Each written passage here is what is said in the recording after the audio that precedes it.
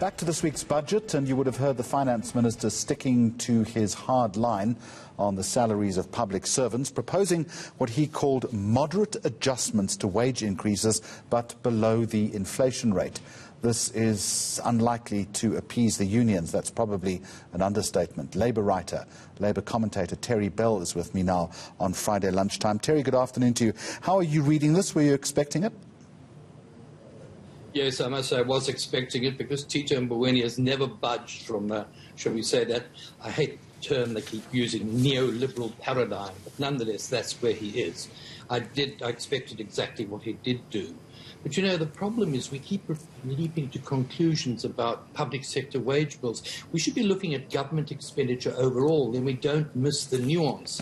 For example, how much is lost to corruption, to gross mismanagement in state-owned enterprises? I know for a fact I get given an estimate of 28,000 managers within the general public sector who are paid, I won't say they necessarily earn it, but some of them may, more than 2 million rand a year. But then we have a shortage of nurses, for example. They're not highly paid. They're part of the public sector.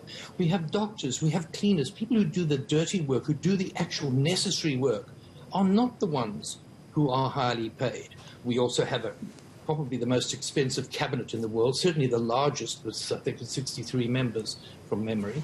So, you know, we need to look at that whole thing. We need to also understand that the fastest growing sector, I think, of the budget in terms of our losses is our the cost of debt servicing, which I think is about 225 billion rand a year now and going up. We need to look at that too and say, well, who's responsible? How did that happen? Let me bring it back to the civil service. Where does this leave that particular standoff with government? I think you're quoted in an article on News 24 today saying that this has the makings of a war between the two parties. Inevitably, and it's going to be sporadic and it's going to be bitter, I think, but because the unions are quite a lot weaker now than they were before, but they're very angry. And in the public sector, I don't blame them. You had a wage negotiation 3 years ago. The unions wanted a year-by-year increment. Let's negotiate every year. The government insisted on a 3-year deal. The majority of the unions went along with it. One of the biggest of the public sector unions, the Public Servants Association, didn't, but they had to go along because that's the way these things work in the bargaining council. And they signed a 3-year deal. Now, for the government in the third year to suddenly come around and say, oh, no, we're not paying that now, I mean, that's a breach of contract. You couldn't do that in the private sector.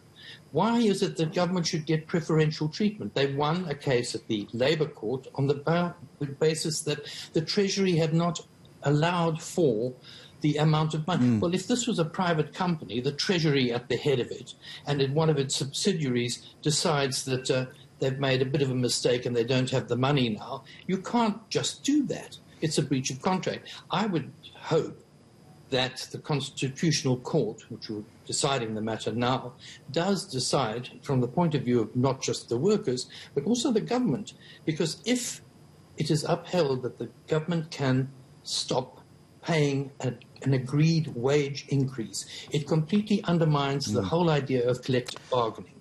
And that is a real problem in terms of the rule of law. Terry Bill, what about the trade-off argument that the savings from not giving public servants salary increases has given the minister a little bit of wiggle room not to implement more broad wholesale tax increases? Is that, in your opinion, just clever spin? I think it's very clever. It's not very clever spin, but it is spin. The point is he also lowered, if you remember, the corporate tax rate from 28% to 27%. I mean, you know, at the height of apartheid, you had corporate taxes, and there was no problem. They still had the companies here. They didn't disinvest with corporate taxes at 50%. And until 1990, that's what the rate of tax was. So to go and reduce corporate taxes at this stage, or even to have done a really clever spin job, would have been to say, look, we in the cabinet who all earn earn, well, are paid well over, in terms of cash alone, 2 million rand a year, are now going to take a wage cut, which are going to put into social services or something. It would have been fairly meaningless in reality, but as a gesture, it would have, a political gesture and a spin gesture, it would have been rather shrewd.